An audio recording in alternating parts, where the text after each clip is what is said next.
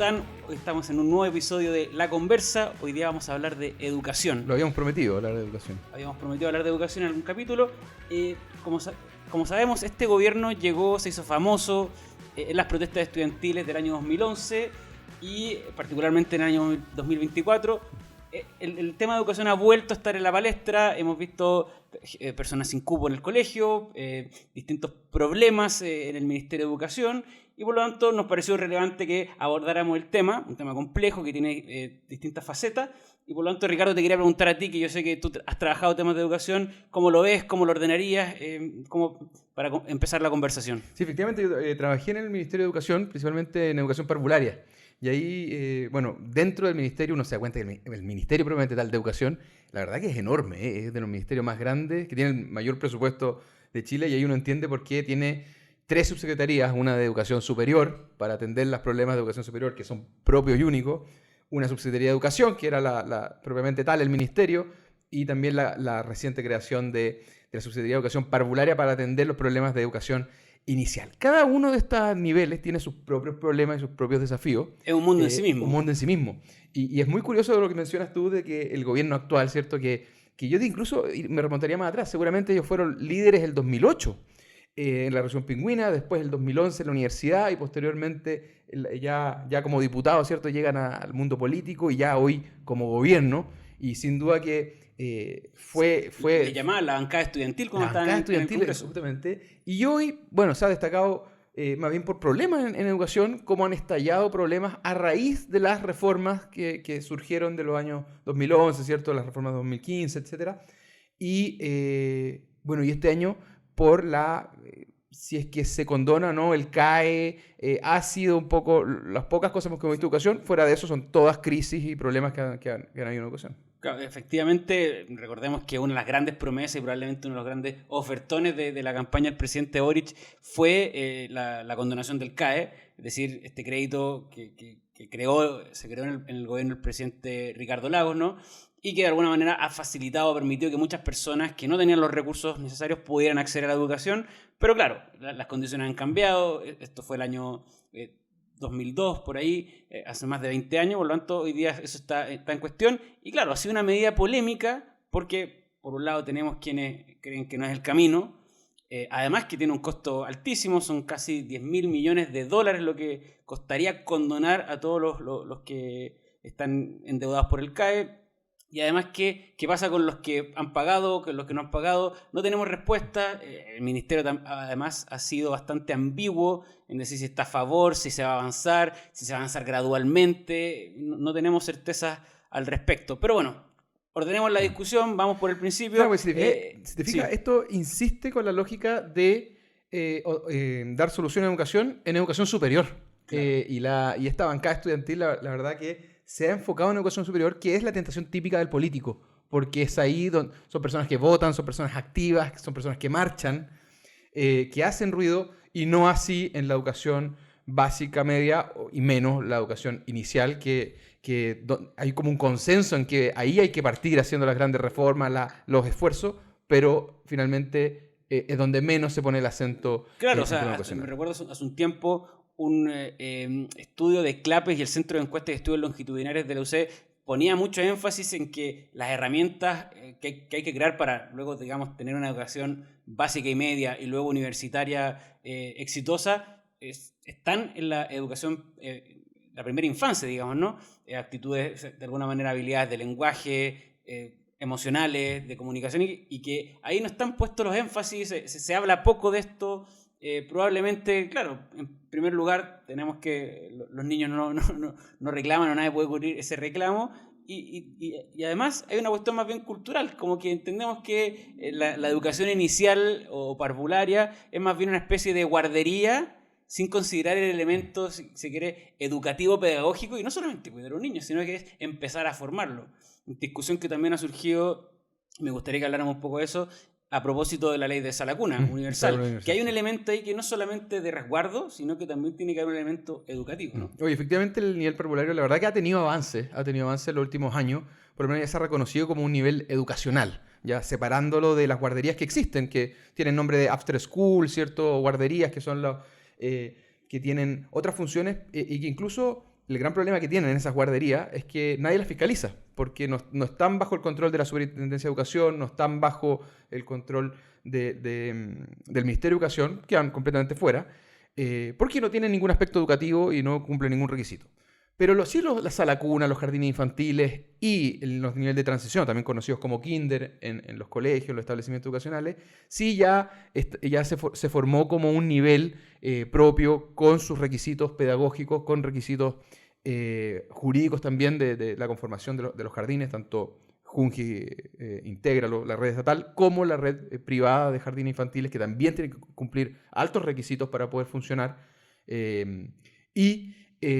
Con sus desafíos propios del sector que siguen tratando de ganar espacio frente a una subsecretaría de educación que vela por la educación media, básica, y la gran pelea de no escolarizar el nivel parvulario. Ese es como, yo creo que es el desafío. Y hay una discusión interno, ahí casi filosófica ¿qué ocurre en esa etapa? ¿Estamos educando ya de alguna manera encasillando a los niños desde muy pequeños, o tiene otro tipo de desafíos también pedagógicos para esa etapa? Sí, son desafíos bastante atendibles, porque, por ejemplo, está en la práctica, los papás lo podrían ver en qué año su hijo pasa de jugar, estar en una mesita frente a sus compañeros, derechamente a girar su puesto y estar de frente, por ejemplo, al profesor y a la pizarra. Ahí ya hay un cambio que uno puede pasar del nivel parvulario al nivel escolar, y eso está pasando hoy en día en general en primero básico, ¿cierto? Incluso, entonces la gente que defiende este nivel parvulario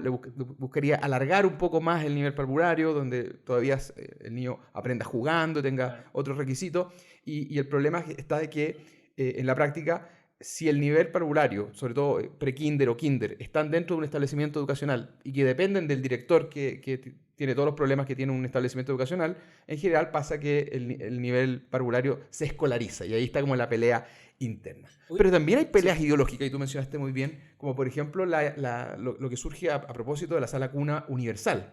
Y el problema ahí es muy ideológico, porque la pregunta es, este beneficio, que es un beneficio laboral, no está desde el punto de vista educacional, pero sí le otorga a las mujeres la oportunidad de que su empleador le financie una sala cuna, o incluso a través de una especie de voucher, ¿cierto? Si ella elige ir a otro establecimiento, bueno, ella copaga y puede ir al establecimiento que la madre desee o los padres deseen. Y esto generó un revuelo a la hora de aprobarlo, porque el hecho de que con recursos públicos, entre comillas, la madre pudiera elegir un establecimiento privado y que los recursos se fueran al sector privado, armó la batahola en un sector de izquierda que no soporta eso. Claro, ahí te quería preguntar, porque al final hablemos de libertad. En este programa nos encanta hablar de libertad, y hasta qué punto se está pensando en el beneficio primero de los padres. Me imagino que también esto busca ayudar también a aquellos padres que no tienen familias monoparentales, digamos, en que se requiere mayor apoyo con los niños, en que claro, al final lo más importante, al parecer, esa es la impresión que me da incluso las declaraciones de la ministra, es que esto simplemente se trata de que el único encargado, el único que puede hacer el rol de cuidar, sea un organismo estatal. Claro.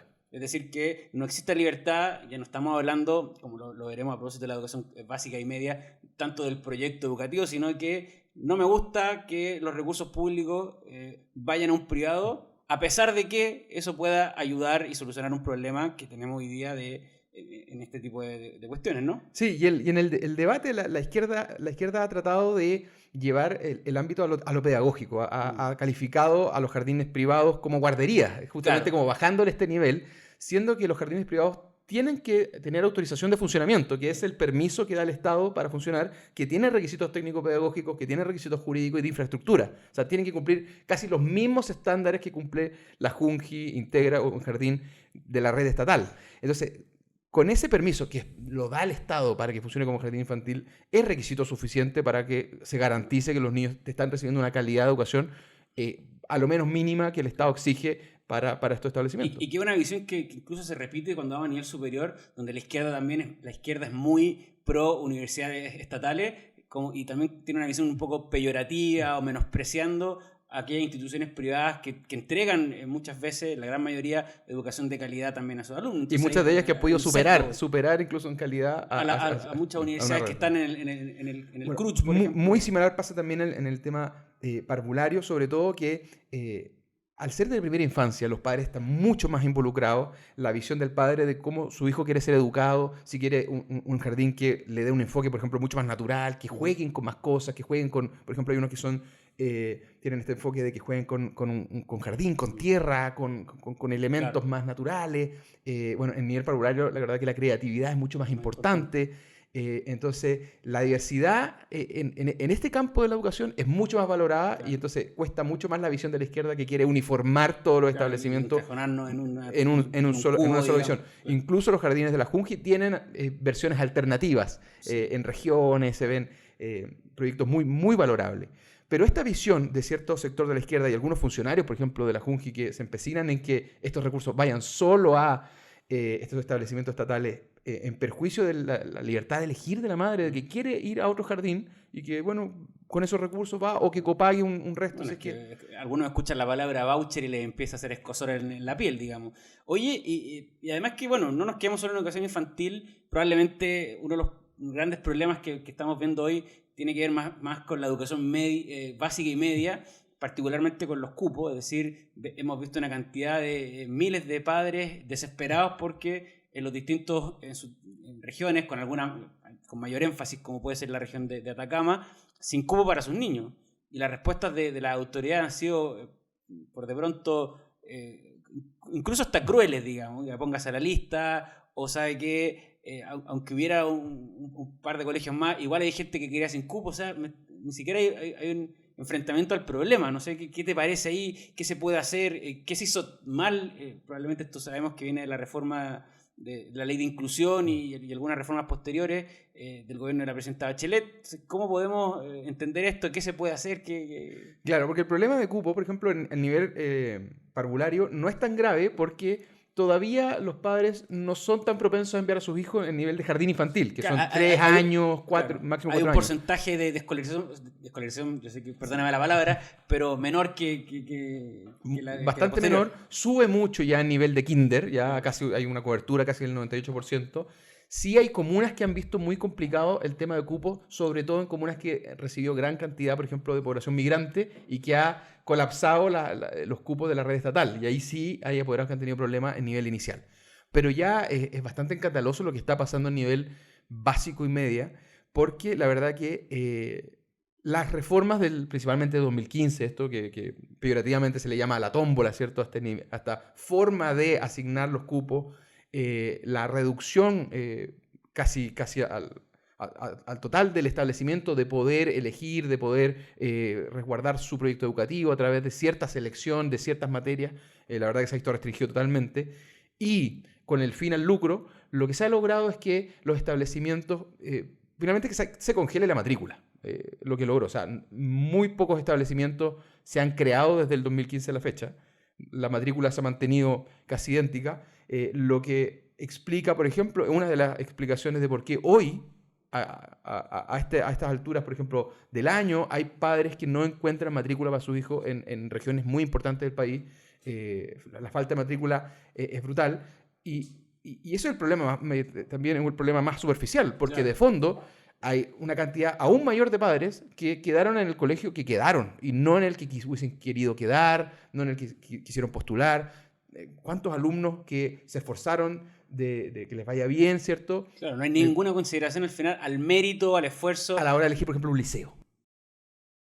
La reforma educacional que se comenzó a implementar en el gobierno en el segundo gobierno de la presidenta Bachelet limita, pone restricciones, nuevamente le da prioridad a lo estatal por sobre las iniciativas particulares. Esto sin siquiera entrar al tema de la posibilidad de lucrar o no, sino que simplemente la posibilidad de abrir un establecimiento educacional.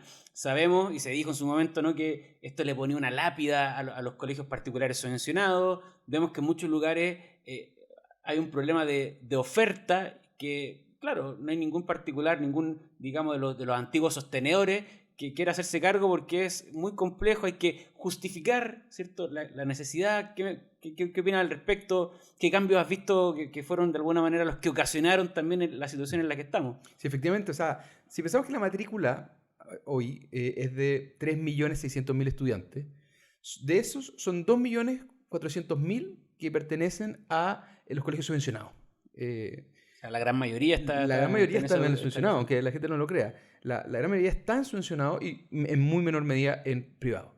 La grande reforma del 2015 afectaron principalmente a los subvencionados. La cantidad de requisitos... Bueno, primero la exclusión del lucro y la posibilidad de copago mató muchos de esos subvencionados que tuvieron que o pasarse derechamente a ser privados o finalmente muchos de ellos cerraron. Incluso que hubo una disminución ahí de la matrícula.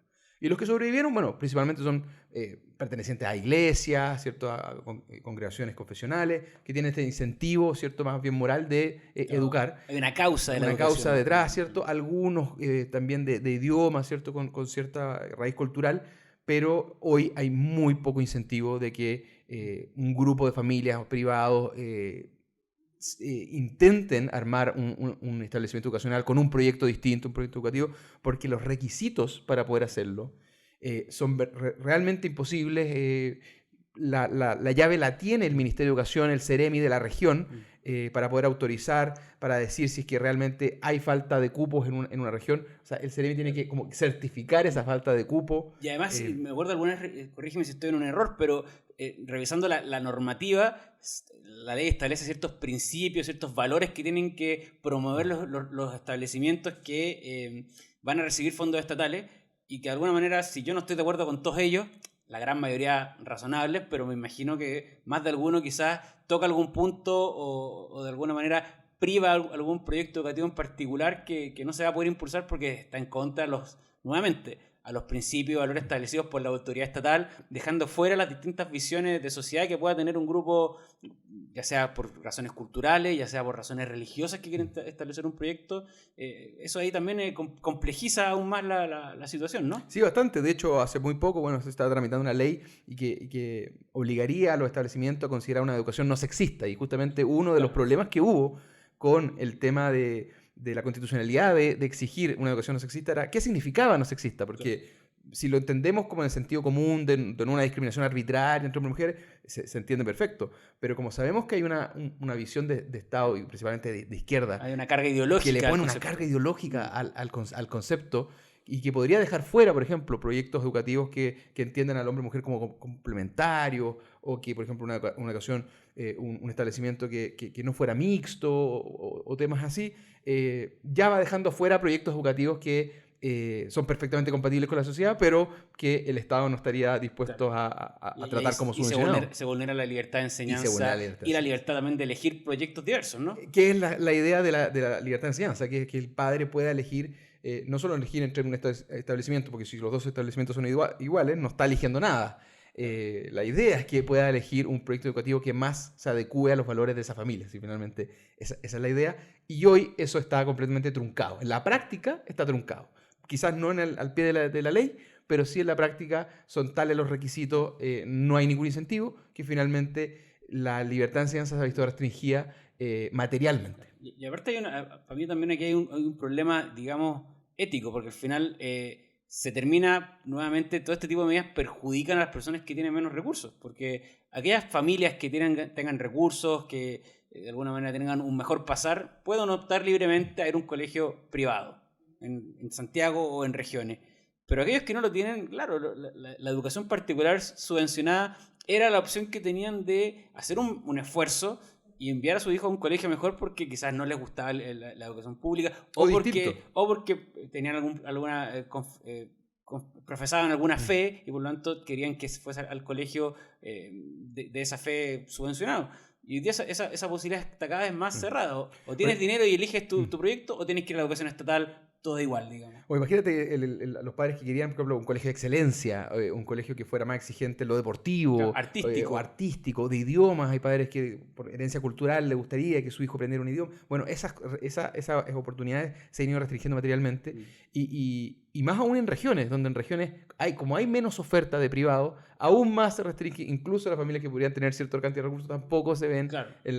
Y se ven en la necesidad o de migrar al centro, con lo que el fenómeno de la centralización que eso implica, o finalmente de quedarse sin alternativas en la región. Entonces, la verdad que ha sido bastante triste el deterioro de la educación. Se explican por sí solos los fenómenos de deterioro de los establecimientos llamados emblemáticos también, claro, son parte de ese mismo fenómeno. Y pasaba mucho, o sea, para ir cerrando, ¿no?, este tema, uno veía declaraciones de padres también muy angustiados de que su hijo, que había tenido un buen rendimiento en el colegio, mejor que algunos compañeros, terminaba en un liceo o en un colegio de menor calidad, porque, claro, esta llamada tómbola, ¿no?, lo dirigió ahí, y compañeros de él que habían hecho un menor esfuerzo, que habían tenido un menor rendimiento académico, terminaban en colegios que en los números al menos eran mejores, y eso también al menos a mí me parece sumamente injusto.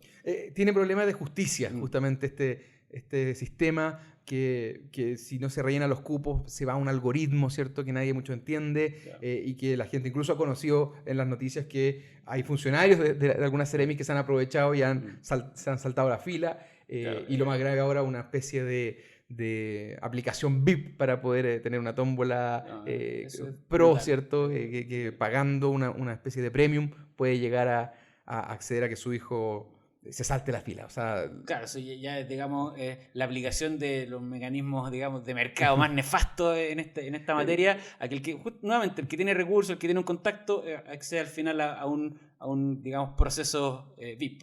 Y más expedito. Así que no, sí, bastante triste el deterioro que ha habido y esperemos que pronto se pueda revertir. Y esto tiene que pasar sí o sí por el Congreso Nacional, esto es por ley, desde la ley, ¿cierto?, la ley orgánica, y también los distintos reglamentos y ahora, interpretaciones de la superintendencia. Está complejo, ¿no? El Congreso hemos visto que los temas que implican grandes acuerdos están más bien al debe, también por polarización. Recientemente como instituto hemos lanzado, ¿no es cierto?, una radiografía de polarización del Congreso, que también explica la dificultad también que hoy está en llegar a acuerdos, porque se ha ido dispersando, polarizando.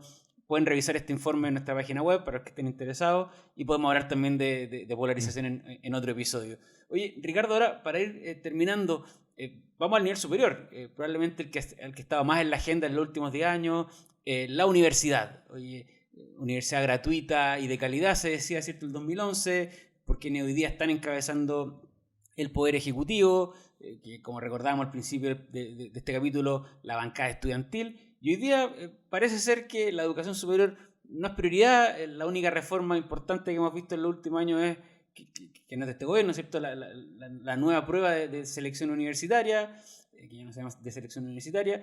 Hemos visto el gran ofertón del CAE, y ahí estamos un poco, digamos, no hay mucho más, digamos. Sí, el debate se ha estancado bastante en el nivel superior, se ha quedado en lo económico, claro, y así fue también la reforma de Chile, que de calidad... Claro, lo único que importa es quién se lleva las lucas, digamos. Quién se lleva los recursos, lo mismo que veíamos en la educación inicial.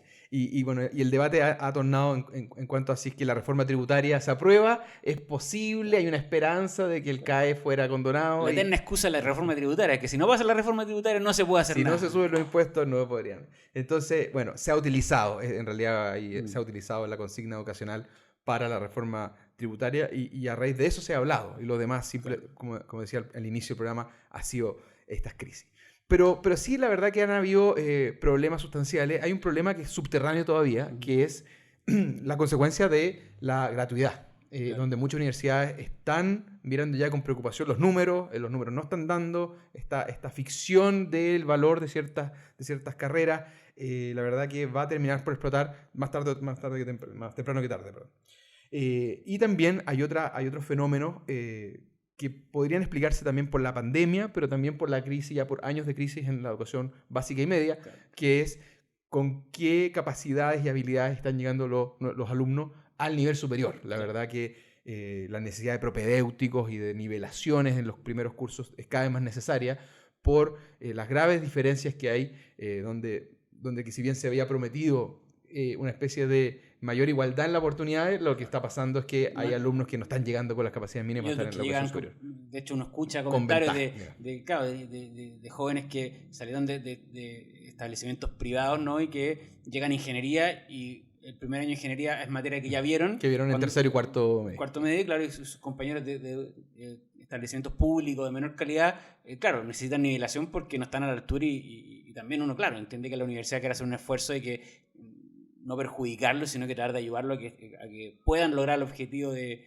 sacar esa carrera. Y en términos de financiamiento también ya hemos visto algunos problemas. O sea, la Universidad Austral, por ejemplo, en el sur, está con gran endeudamiento, o sea, una de las universidades más importantes del país. Y uno dice, oye, ¿y si esto empieza a aparecer en otros planteles, en regiones o en Santiago también? ¿Qué vamos a hacer? O sea, hay un problema ahí muy grave de que universidades tengan que cerrar por crisis económica o el Estado va a salir a rescatarlas. Es complicado ese punto. Es muy complicado porque uno truncha también años de estudios de personas que quedan a la mitad, que no saben qué hacer. Estoy en tercer año y mi universidad va a cerrar. ¿Qué hago? Claro. Va a haber una reubicación. Ya se vivió con la Universidad del Mar en su momento, hace también bastante tiempo, que cerró intempestivamente y hubo que reubicar a los alumnos. Muchos de ellos tuvieron que volver a hacer primer año. Es una crisis tremenda. Y también otro punto que creo que es interesante conversar acá es en qué condiciones o qué tipo de madurez llega el alumno al momento de elegir qué estudiar. También tenemos, creo, en este país el problema de que todo tiene que llevar a la universidad.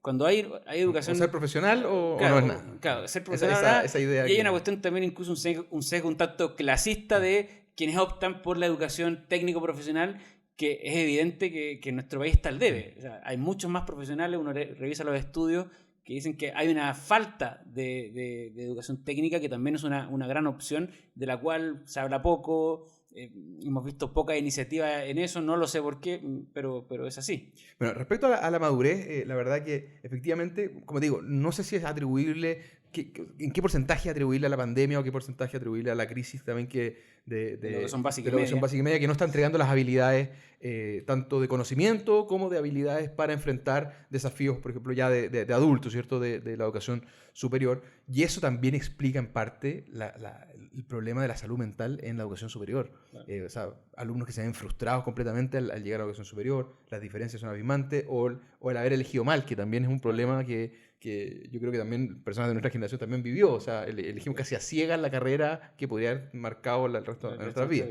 que es un problema principal. Claro, el manejo del estrés, que lo hablábamos a propósito de la educación inicial, o sea, el manejo emocional. Digamos, uno dirá, no es positivo estar permanentemente estresado, creo que estaremos de acuerdo, pero la universidad también tiene un rol formativo que en la vida laboral y en la vida en general van a haber momentos de estrés que hay que saber sortear, y a veces, claro, uno ve que los jóvenes llegan mal preparados. Es evidente también que nuestro país tiene una mala cultura en términos de salud mental, que algo que se ha empezado a hablar en los últimos años y que se tiene que profundizar, pero claro, está bien, pueden haber reformas, pueden haber cambios, pero también tenemos que atacar el ahora, digamos, quienes están hoy día en la educación superior. Y con respecto al segundo punto que mencionaba Esteban, aquí en la conversa, es que la educación superior se compone también por los institutos profesionales y la formación técnica, que hacen una pega pero extraordinaria.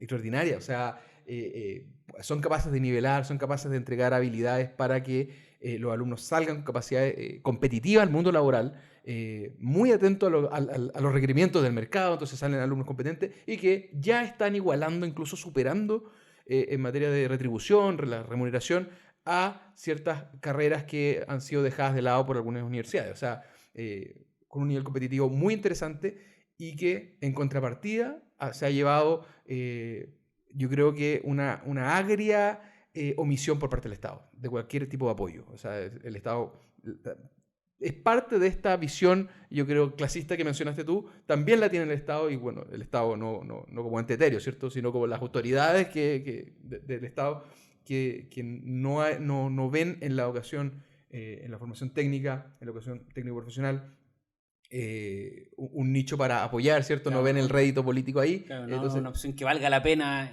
impulsar. Donde justamente quizás es donde más necesario es el apoyo del Estado. O sea, ahí hay estudiantes de población que en condiciones vulnerables y que se transforma en una oportunidad de movilidad social importantísima en este tipo de educación. Pero de nuevo por una visión ideológica, por cómo hay una mayor red privada en ese campo de educación, también hay un resquemor más grande de financiar, por ejemplo, esas instituciones o esos alumnos que eligen esas instituciones.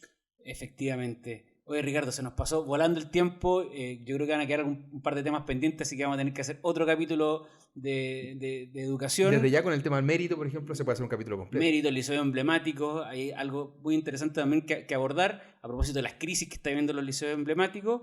Déjenos comentarios. Felices de recibir sugerencias, insultos también, en algunos casos. Nos pueden hacer interactuar mejor. Y otros temas que quieren que veamos acá en la conversa. Así que eso ha sido todo por hoy. Muchas gracias, Ricardo. Muchas gracias a ti, Esteban. Y nos vemos en otra oportunidad. Chao, chao.